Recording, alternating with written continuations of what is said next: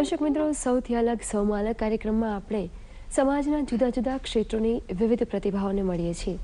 તેમના જીવન કાર્યની અને જીવનની વિવિધ પ્રવૃત્તિઓની ચર્ચા કરીએ છીએ. આજે સ્ટુડિયોમાં ઉપસ્થિત છે શ્રીમતી રેણુ યાજ્ઞિક. આ કાર્યક્રમમાં હાર્દિક સ્વાગત છે. નમસ્કાર. નમસ્કાર. સૌપ્રથમ બેન, તમારા પરિવારનો વારસો તમને મળ્યો છે કે તમારો શોખ હતો નાટકમાં જવાનો? એટલે બંને છે. મારો શોખ પણ હતો અને વારસો પણ ખરો. મારા પિતાશ્રી સનત ઠાકર ચિત્રકાર, એમણે જે સ્કૂલ ઓફ આર્ટમાં ડ્રોઈંગનો ડિપ્લોમા લીધેલો અને અહીં સંગીત નાટક એકેડેમીમાં નાટકનો ડિપ્લોમાનો કોર્સ કરતા હતા, ભણતા હતા. એટલે હું તો ત્યારે અંડર એજ હતી. એમના ભેગી સાયકલ પર બેસીને જતી 7-8 વર્ષની, અને એમના ભેગે જાઉં એટલે મને પોતાને એમ થાય કે મારે નાટક શીખવું છે.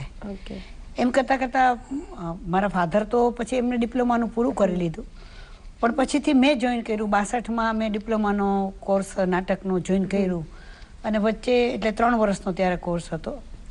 2 વર્ષ કર્યા પછી 1 વર્ષ મારે થોડાક બીજા વિજ્ઞાનને કારણે છોડી દીધું અને 65માં મેં નાટકનું ડિપ્લોમાનું કર્યું.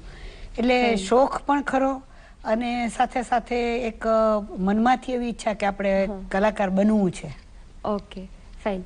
રેણુબેન, તમે અભ્યાસ દરમિયાન ઘણા બધા નાટકો કરેલા છે, તો એમાંની કોઈ યાદગાર એક વાત તમે અમારી સાથે શેર કરો. અને સૌરાષ્ટ્ર કલા કેન્દ્ર સાથે પણ તમે જોડાયેલા હતો, થોડી એની વાત અમારી સાથે શેર કરો. એટલે નાટક તો હું 55થી કરતી હતી. અત્યારે 60 વર્ષ થવા આવ્યા નાટકો કરતા કરતા. અત્યારે મારું બાલિકા મંડળ હતું, એમાં નાટક હું લખતી પણ ખરી. ને પછી અમે સ્ટેજ ના હોય પણ ફળિયામાં ભજવતા હોય. અમને લાઇટ ગોઠવી દેવા વાળા અમારા એક ભાઈ હતા, રમેશભાઈ, એ ગોઠવી દે લાઇટ, અને પછી અમે અમારી બધી બહેનો બાલિકાઓ જે હોય નાટકો કરે. અને એ વખતે જનક જનક પાયલ બાજે પિક્ચર રિલીઝ થયેલું 55માં, અને એમાં નૈન સો નૈન નહીં મિલાવો, તો એ અમે ડાન્સ કરતા એનો, અને બહુ પ્રખ્યાત થયેલો અમારા બધા બાલિકા મંડળમાં. હું એમાં કૃષ્ણનું પાત્ર કરતી અને મારા કઝિન સિસ્ટર છે એમાં રાધાનું કરતા, અને અમે એ ડાન્સ કરતા. ત્યાર પછીથી તો ઘણા બધા નાટકો કર્યા. અને જે સૌરાષ્ટ્ર કલા કેન્દ્રનું મારું જે પહેલું પ્રખ્યાત નાટકો ઘણા કર્યા, પણ મારી કેરિયરનું પહેલું પ્રખ્યાત નાટક જે ખૂબ થયું, જેને ભારતભરમાં જેના શો થયા, વહુએ વગોવ્યા મોટા ખોરડા, INTના મનસુખભાઈ જોશીએ એનું ડિરેક્શન કરેલું. રામજી વાણિયા, આપણા પ્રખર લેખક, એમનું એ લખેલું, અને મેઇન રોલ ગોરાદેનો એ એમાં કરેલો. અને એ નાટકના કન્ટિન્યુઅસ રાજકોટમાં 14 શો થયેલા. રાજકોટમાં હજી ઇતિહાસ છે કે રાજકોટની કોઈ સંસ્થાના હાઉસફુલ 14 નાટકો 14 શો થયા હોય એવું આ નાટક. અને કરુણ નાટક હતું કે છેલ્લે જે વહુ છે ગોરાદે મરી જાય છે ઝેર પીને, એને બાળક નથી હોતા અને બધાના મેણા ટોણા હોય છે. એના પતિ એને કહે છે કે કાં તું ઝેર પીને કાં હું પી જાઉં. એટલે આપણે તો ભારતીય નારી એમ જ કે ને હું જ પી જાઉં. અને એ તો બરાબર એવી વ્યક્તિ, ગોરાદેનું પાત્ર બહુ સરસ છે. અને મને એ નાટકમાં ખૂબ પ્રસિદ્ધિ મળી, ખૂબ શો એના થયા. એના સંવાદમાં છેલ્લે જ્યારે એને કહે છે કે તમે ઝેર પી લ્યો ગોરાદે, કાં હું પીવું, એટલે ત્યારે એની એક સ્વગતોક્તિ આવે છે. એના થોડાક અંશ જ ખાલી કહું. મેં તો માયનું વરસીને વ્યા ગયા દુઃખના વાદળ, ત્યાં તો એક હામટો આભા મંડળ ખેરાણું. મેરામણ મારી આશાની વેલે માંડ કુણી કૂપળ ફૂટી, ત્યાં તને આ શું સૂજ્યું? તું જાતે હું ક્યાં ઓધારે ઊભી રહીશ? અને પછી તો નત ઉઠીને મારે વીખ વાટકા જ પીવા રહ્યા ને, તો આ એક જ દી, એક જ ફેરા અમલ કટોરો પીને આયખાનો અંધકાન આણું. પછી જોગી થાય કે વૈરાગી મારે દેખવું નહીં ને દાઝવું નહીં.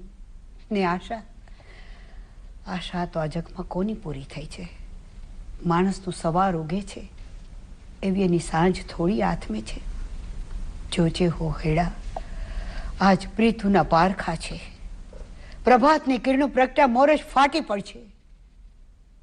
અને પછી બહુ ઝેરનો કટોરો પે છે, મરી જાય છે. લાઇટ ઇફેક્ટથી એની આત્માની જ્યોત ઉપર જતી બતાવે છે, અને આખું ઓડિયન્સ હિબકે ચડ્યું હોય. અને મને પોતાને ડૂમો ભરાઈ જાય. હું મરી ગયેલી હોઉં, મારા ઉપર કપડું ઓઢાડી દીધેલું હોય, પણ મને હું ઊભી ન થઈ શકું, એટલું બધું ઓડિયન્સનો રિસ્પોન્સ હોય ને હું પોતે એટલી ભાવમાં આવી જાઉં. આટલી સુંદર તમારી રજૂઆત છે કે અત્યારે જેવું વાતાવરણ ઊભું થઈ ગયું અહીંયા, તો આ પ્રવૃત્તિ બહુ સારી રીતે ચાલતી હતી ડ્રામાની, નાટકની, તો પછી આકાશવાણીમાં જવાનું કેવી રીતે થયું? એટલે આકાશવાણીમાં હું 62 થી આકાશવાણીની ડ્રામા આર્ટિસ્ટ હતી. ફાઇન. એટલે તમારી આ જે ડ્રામાની જર્ની જે છે લગભગ કરીને કેટલા વર્ષોની છે? અત્યારે 60 વર્ષ થયા. હું 55 થી કરું છું હા. અને હજી આજની તારીખ સુધી અને હજી એક નવા પ્રોડક્શનની તૈયારી ચાલે છે, એટલે હજી 2-5 વર્ષ તો કરીશ જ, મને ખાતરી છે. એટલે આકાશવાણીમાં તમે એક અનાઉન્સર તરીકે કાર્યરત હતા? સંકલનકાર તરીકે, બહેનો અને બાળકોના કમ્પેર એના તરીકે મેં જોબ શરૂ કરી. પણ એ પહેલા હું 70માં નોકરીમાં આવી. ઓકે. 5માં નિવૃત્ત થઈ. 35 વર્ષ બહેનો અને બાળકોના કાર્યક્રમનું સંચાલન કર્યું. પણ ત્યાર પહેલાથી 62 થી હું આર્ટિસ્ટ હતી, આકાશવાણીની માન્ય આર્ટિસ્ટ. Okay, fine. કરીને 60 વર્ષથી આ પ્રવૃત્તિ કરો છો, તો એમાં કોઈ વિશેષ તમને અવોર્ડ્સ કે સન્માન મળેલા હોય તો એ વાત કરો. ઘણા બધા સન્માન ને એવોર્ડ્સ, ગૌરવ પુરસ્કાર તો મળેલો જ છે ગુજરાત ગવર્મેન્ટ તરફથી.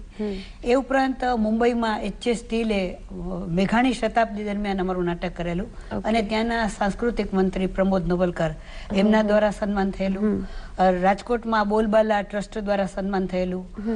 હમણાં જ આપણે તેજસ્વીની અપ્સર બિટિયા અને ફૂલછાપ એના દ્વારા ગયા વર્ષે સન્માન થયું. ત્યાર પહેલા પણ ડીસામાં રાસ ગરબાના વર્કશોપના હું સંચાલક તરીકે જ હતી, ત્યાં સન્માન થયું છે. સરગમ ક્લબ દ્વારા 2 થી 3 વખત સન્માન થયું છે. રાજકોટ કોર્પોરેશન દ્વારા સન્માન થયું છે. હમણાં છેલ્લે હેમુ ગઢવી સ્મૃતિ સંસ્થાન, એમાં અમે એક નાટક કર્યું અને એ વખતે પણ મારું સન્માન ત્યાં થયું. એટલે સન્માન તો ઘણા બધા છે, મને જે થોડાક યાદ છે કયા.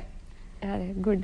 રેણુબેન, તમે વાત કરી કે તમે ઘણી નાની એજથી જ નાટકની પ્રવૃત્તિ શરૂ કરેલી હતી, તો પછી મેરેજ લાઈફમાં આ પ્રવૃત્તિ સળંગ ચાલી શકી કેવી રીતે? એટલે પરિવાર અત્યારે સપોર્ટ કેવો એમ ફેમિલીનો? Full support. કારણ કે હું એવી સદભાગી વ્યક્તિ છું કે નાટક હું કરતી હતી 67માં. મારા લગ્નને પણ અત્યારે 48 વર્ષ થઈ ગયા અને 48 વર્ષમાં 52 થી 53 નાટકો કર્યા છે અત્યાર સુધીમાં. મારા પતિ ભરત યાજ્ઞિક એ પણ નાટકના કલાકાર. મારા સસરા ફિલ્મ ઇન્ડસ્ટ્રીમાં પૃથ્વીરાજ કપૂરની સાથે હતા. સૌરભ મોદી, પૃથ્વીરાજ કપૂર, મોતીલાલ, આ બધા ધુરંધરોની સાથે મૂંગા પિક્ચરોના યુગમાં એ કામ કરતા. રોટી ને પુકાર ને નેશનલ, પછી સાગર મૂવી ટોન, આ બધામાં એ હતા. અને એમણે મુંબઈ છોડ્યું, પોતે કંપની બનાવી, પિક્ચરો ચાલ્યા નહીં ને મુંબઈ છોડીને અહીંયા આવ્યા, સૌરાષ્ટ્રમાં આવ્યા અને એમણે સંસ્થા 55માં શરૂ કરી, કલાનિકેતન, જે સંસ્થામાં હું મારા લગ્ન પછીથી જોડાઈ ગઈ 67 થી. અને ઘણા બધા નાટકો અત્યાર સુધીમાં કર્યા. એટલે મારા કુટુંબમાંથી મારા સસરા, મારા પતિ, અત્યારે મારા પુત્રવધુ, મારો દીકરો રાજુ યાજ્ઞિક, મારી પોતરી પણ. એટલે મારા એવી સદભાગી વ્યક્તિ છું કે મારા પિતૃ પક્ષમાં પણ નાટકનો એટલો સપોર્ટ હતો અને સસુર પક્ષમાં તો મારી પ્રવૃત્તિ એકદમ વિસ્તરી. એટલે માત્ર ભારત પૂરતી નહીં, ભારતની બહાર પણ આફ્રિકા, બેંકોક, પછી નેપાળ, આ બધી જગ્યાએ સાંસ્કૃતિક યાત્રાઓ કરી. અને એ બધામાં સૌથી વિશેષ જે સપોર્ટ મારા પતિ ભરત યાજ્ઞિકનો. કારણ કે એ ડિરેક્ટર હોય, હું પ્રોડ્યુસર હોઉં, અમે રોલ પણ સાથે કરતા હોઈએ. નાટકોના કોસ્ચ્યુમ ડિઝાઇનિંગ પણ હું કરતી હોઉં. સ્પેશિયલ નાટકો, એવા ઐતિહાસિક પૌરાણિક નાટકો હોય તો એના કોસ્ચ્યુમ ડિઝાઇનિંગ, કારણ કે આપણે ત્યાં એના માટેના કોઈ સ્પેશિયલ માણસો નથી હોતા, તો એ પણ સાથે કરતા હોઈએ. એટલે ફેમિલીનો સપોર્ટ તમને ઘણો સારો છે અને એના કારણે જ તમે આ સિદ્ધિ મેળવી શક્યા છો. તો જ નહીંતર સિદ્ધિ શક્ય જ નથી. અને બહેનો માટે તો અનેક મર્યાદાઓ લગ્ન પછી આવી જાય, ક્યારેક બંધ થઈ જાય, પ્રવૃત્તિ બંધ થઈ જાય. પણ મારે એવું છે કે મારી પ્રવૃત્તિ વિસ્તરી અને ઘણી બધી વિસ્તરી. ભારતભરમાં અમે શો કર્યા, લગભગ દરેક મોટા શહેરોમાં અને નાના નાના ગામડાઓમાં પણ કર્યા. કલકત્તા, દિલ્હી, મુંબઈ, અમદાવાદ, ઔરંગાબાદ, અલ્હાબાદ, જલગાંવ અને હમણાં આવતા જ મહિને મુંબઈમાં કરીએ છીએ અમારા મહાપ્રયાણ નાટકનો શો. આટલી એજમાં પણ તમે આટલા પ્રવૃત્ત છો એમ, એટલે એક આમ જોઈએ તો સમાજ માટે પણ એક સારી વાત છે, એક પ્રેરણા છે. તમારામાંથી ઘણા લોકો ઇન્સ્પાયર થશે અને એનાથી એ લોકો પણ આ પ્રવૃત્તિમાં જોડાય એમ. રેણુબેન, તમારી કોઈ એવું યાદગાર નાટક હોય કે જે તમે અમારી સાથે શેર કરવા માંગતા હોય, જે આજે પણ તમને યાદ જ હોય એમ? ના, ઘણા બધા નાટકો કર્યા છે ને ઘણા બધા નાટકો. આમાં એવું છે કે માતાને પોતાના બધા સંતાન સારા લાગે, એમાં અમારા બધા જ સર્જન મને ગમતા હોય.